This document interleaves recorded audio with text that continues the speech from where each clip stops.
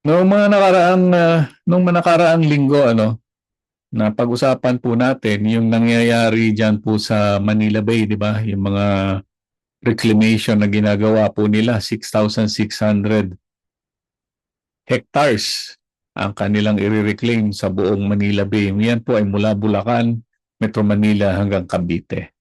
Yan. Tuloy po natin pag-usapan tungkol sa environment at medyo malapit-lapit po ito sa Manila Bay.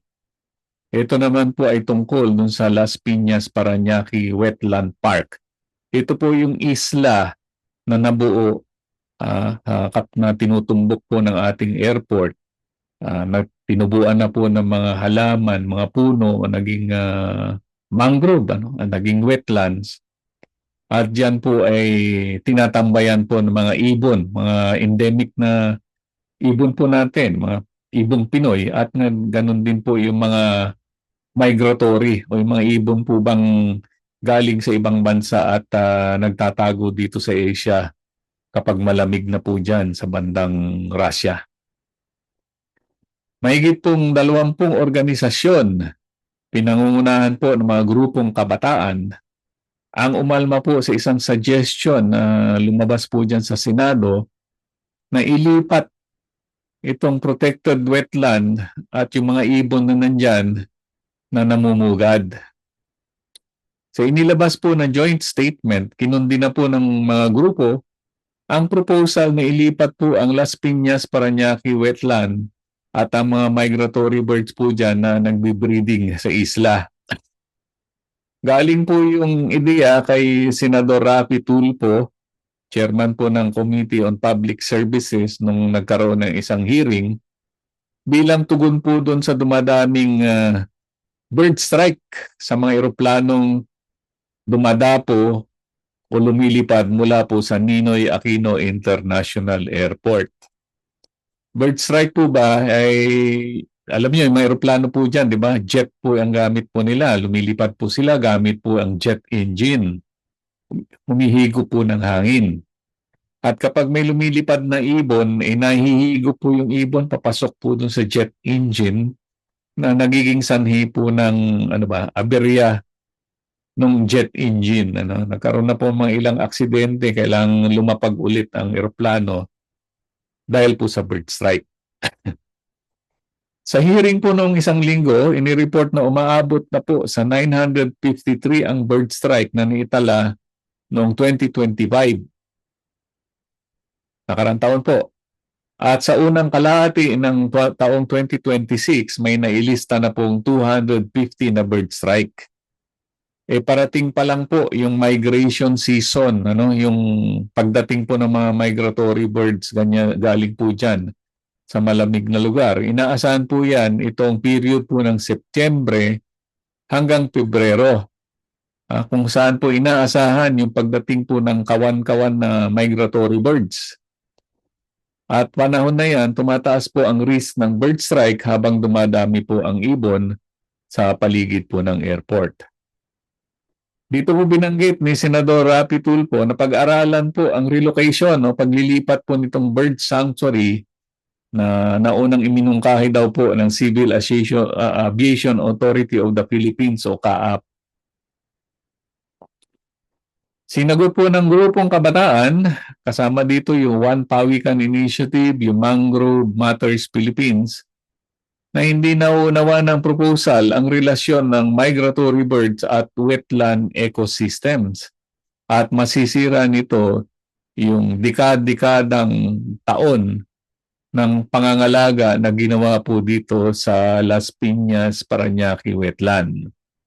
Sabi po nila, itong 181 hektarya ng Las Piñas Parañaque Wetland ay nakalinya po yan sa tinatawag po nilang, pag ginuhit po yan sa mapa, nasa linya po ito, Laguna Parañaque Wetland, sa tinatawag na East Asian Australasian Flyway. Ito po yung ruta, ito yung ruta po ng mga migratory birds sa mundo, mula po dun sa kanilang breeding ground sa Siberia, patungo po sa Northeast Asia, hanggang dito Siberia, Northeast Asia, patungo po dito sa kanilang taguan sa Southeast Asia at Australia kapag malamig na po ang panahon o kapag winter po sa kanila. Tinatahak po ng mga ibon ang landas na ito gamit po yung, alam nyo na, na-develop sa kanilang evolution, mga geomagnetic, celestial at environmental klubo. Yun po kanilang binabasa sa kanilang paglipad.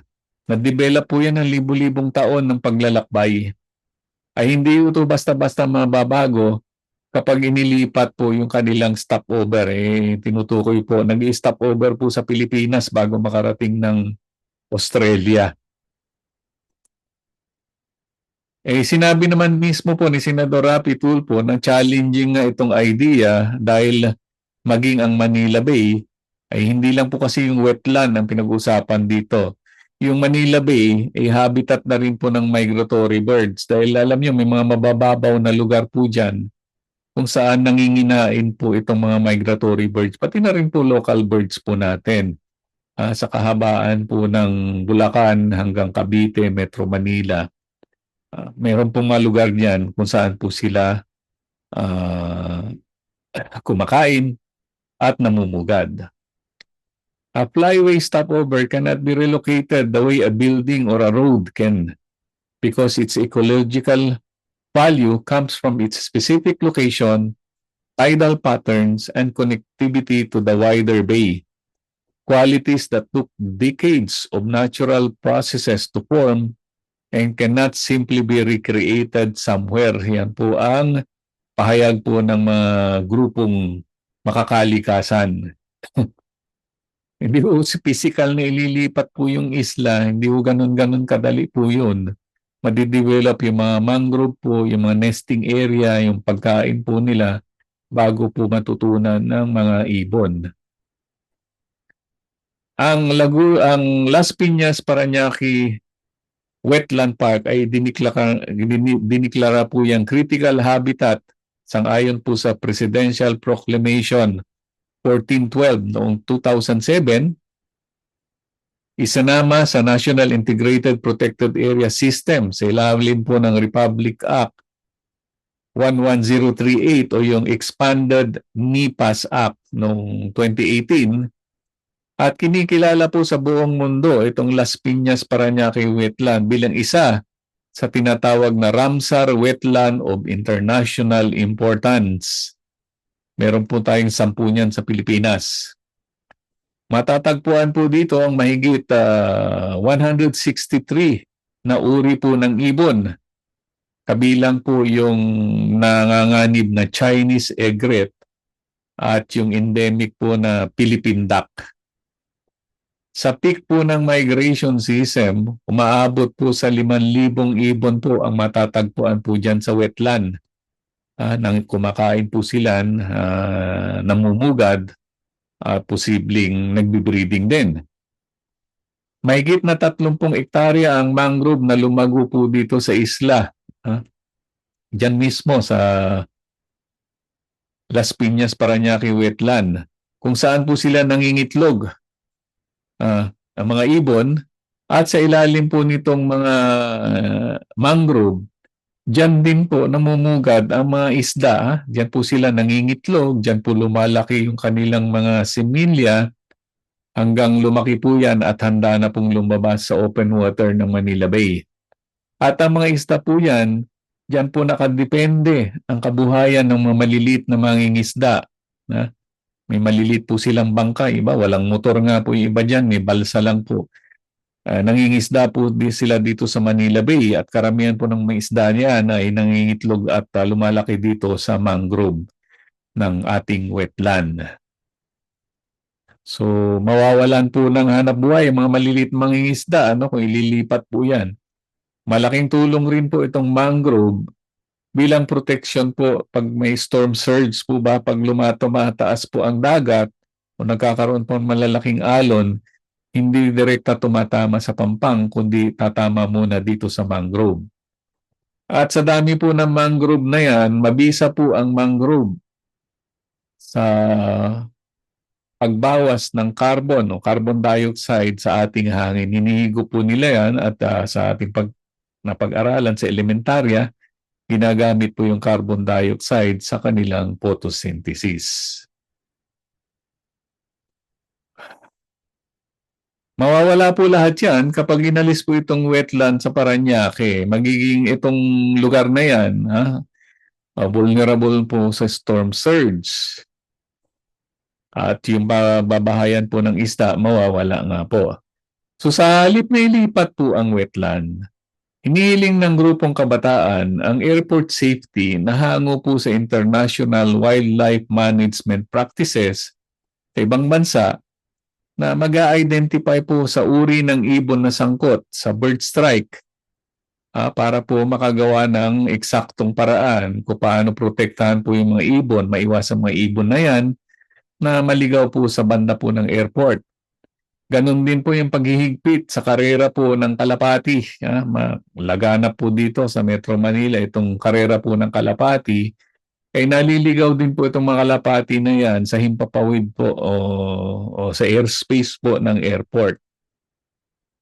Sa halip na sirain itong Las Piñas Parañaque wetland.